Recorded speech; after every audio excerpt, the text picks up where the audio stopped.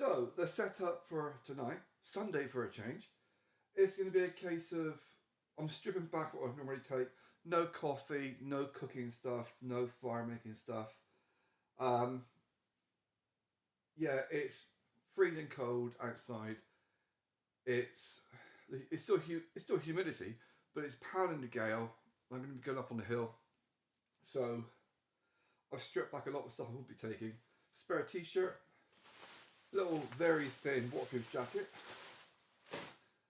hammock, under quilt, two sleeping bags, one inside the other. It's going to be a real tight fit.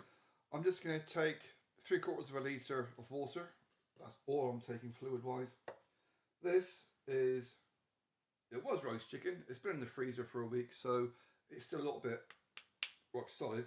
But by the time I get up the hill, I can eat that and I can eat it now. You can eat it when it's frozen, it's just, you know. So that can be my snack food for later on. Tissue paper, just in case. Two short-ish lengths of cord. Now, that one, I think they're both about 5 meters, these lengths, so they're not massively long. Essentially, all I want to do is have a line up so I can hang my Bergen, and another line which I can cut into pieces. I hate cutting cord, I hate cutting rope, because you can't glue it back together. But that I'm going to be cutting because I've now got my new tarp, and it's a 5 meter by 5 meter tarp. That's going to be going up with me. So I'm not taking my normal little tarp, which is quite good as a rain cover when you're walking. I've got my oven ready tin foil blanket, which is going to go on me. It's a ground sheet, but I use it as a blanket because it does get bloody cold at night, and especially up on the hill with the wind. I'm going to try for a different location, the one I scouted during the week, and yeah, it's going to be interesting. So I'm not taking any extra knives, but inside my walking stick I do have a knife, which I have put a bit of an edge on. If you put too fine an edge on a knife, it blunts fast. It's fine if you're just going to go stabby stabby, but if you want to use it for more than one go, you don't want a razor sharp edge. So that is all together. And of course the Bergen. That is pretty much all I'm taking. I'm not even taking a radio. I've got my phone. It's got a torch on it. It's got music on it. Oh, and of course, my thermal jacket thing. The reason for the thermal jacket thing is simple. It keeps out all the wind, so if it does get too bad at night, I wrap it around my head. Oh, new thing.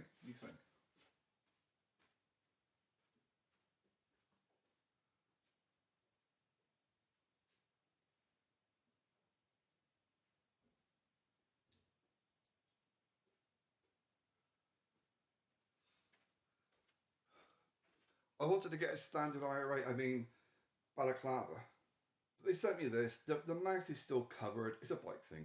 It's extremely thin, but it's more of a neoprene material. So it's thin, but it gives you that layer of wind protection. Fuck off. So it's basically for nighttime, because if you get wind in your ears in the nighttime, you will suffer. It's that simple. But still smells nice and fresh. But it's nice because it covers your head. Biggest hassle with me, because I got long hair, wearing proper bike gear is a lot thicker, and therefore your hair gets fucking pulled out. So that's another extra I'm taking. It weighs barely bugger all. It's like a pair of knickers. Actually, it weighs less than my ex-girlfriend's pair of knickers, but then she did have a fat ass and everything else. I miss tits. So that is basically all I'm taking.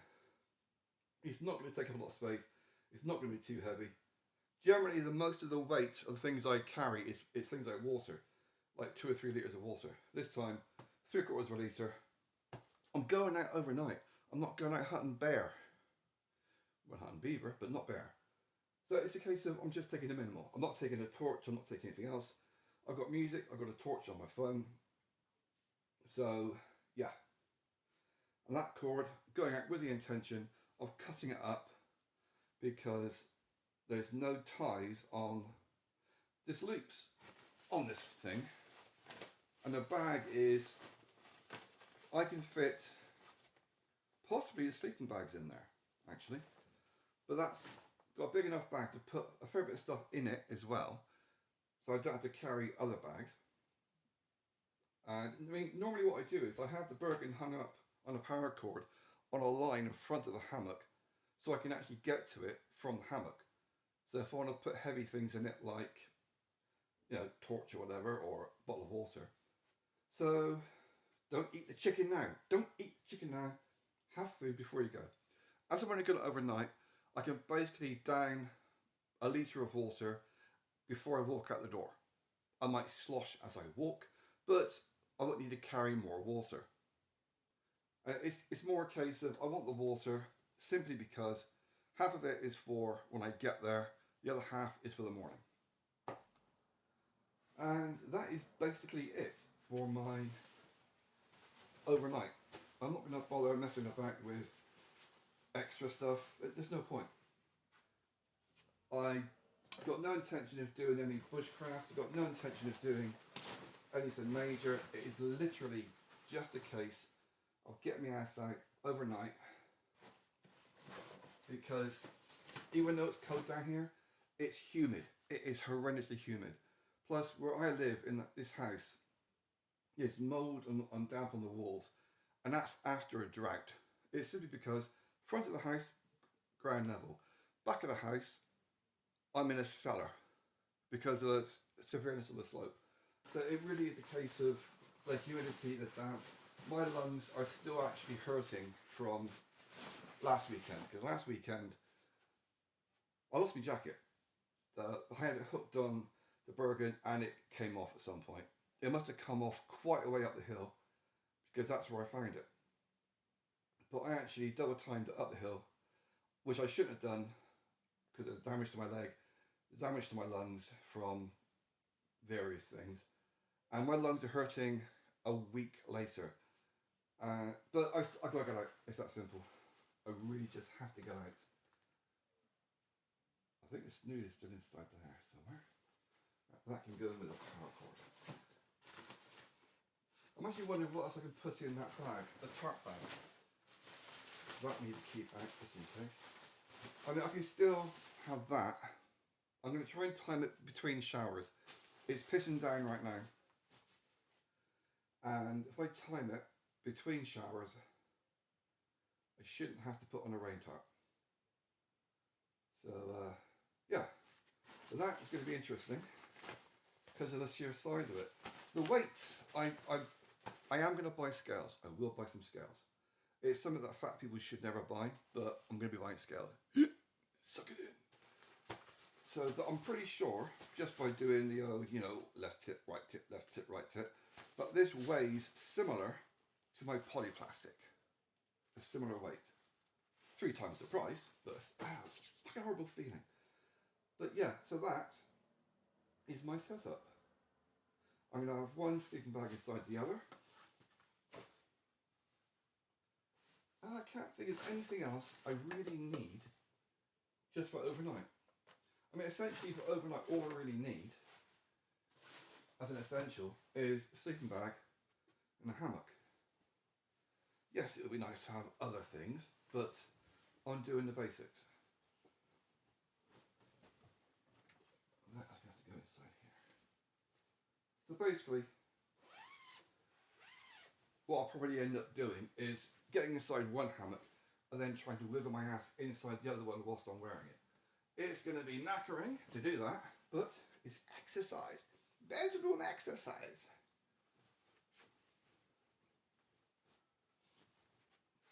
But the blue one is only slightly bigger than the green.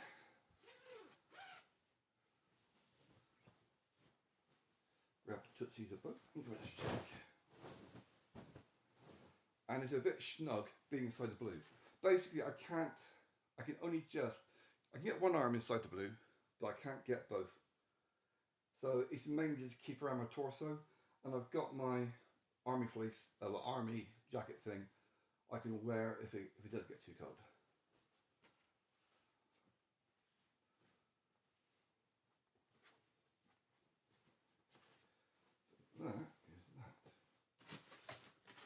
I mean, technically I could put that inside there and just squash it down.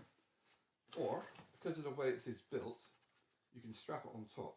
But I'm not carrying much, so I don't give a crap. I can just go in here. I'm not too worried about packing things.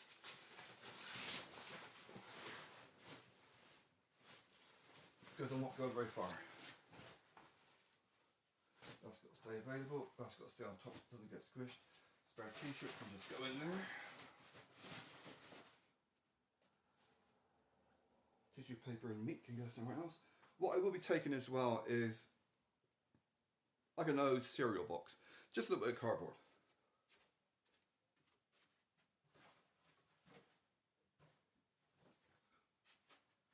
One that's not covered in dust. There we go. An old pizza box. Literally, so I can just put that inside there.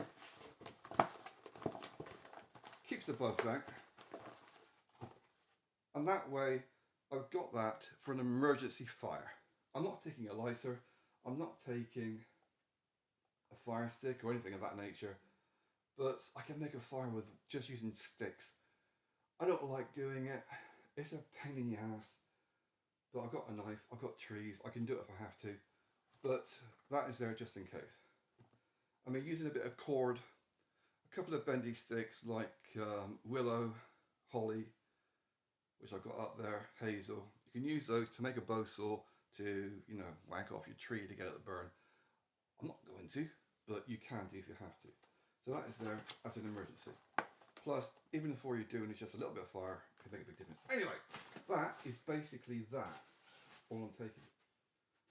And yeah, tempted to put that on the outside, so I can grab it if it does hammer down, so I can chuck it over myself. But this is an overnight, up the road, not hiking into the wilderness in the never never.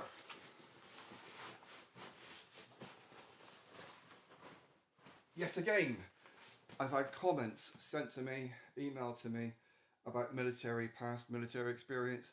Fuck off, you dodgy cunt. I am not, never have, never will give any of my military details. Tell you what, just say I was in the Sea Cadets 40 years ago. I'm not going to go, I'm not one of these nonsense like Dylan or what the fuck his name is, who goes around bullshitting about being in the military. I don't do that. I haven't, I won't, I've got no interest in it. And also, unlike those nonsense, I don't go around posting American flags. This one, me tinfoil hat, oven ready brown sheet foil thingy, it is substantially thinner. It's half the thickness, I reckon, of the other one I got. God, I hate that feeling. It's about half the thickness of the other one that I've got, but, however, it is bigger because it's a 2.5 meter by 2 meter. So it's plenty big enough. So, and it does keep the wind out. It does block the wind. But yeah, that's a good little thing. But because it is designed to be sat upon, not wiggled inside, you've got to be careful you don't rip it. He says, ramming it into his program. There are ways you can be violent with delicate things without breaking them. Amber. Right. So that, I mean, it's packed, but it's not heavy. And I've still got to, oh, come here. The usual things, knee brace, 2 knee braces actually, because my kneecap is really screaming in pain from the metal work, and wrist strap. So that is going to be that. Out in the weather. Addendum. I finally ripped out my fucking tooth. It's like I had a molar there. It's been trying to come out for about 1.5 years now. And I finally got it out, and it looks like a threesome with ballerinas doing the splits. It's like, yeah, molar, looks perfect. but the root is splayed like that. So yeah, a amount of vodka and a bath and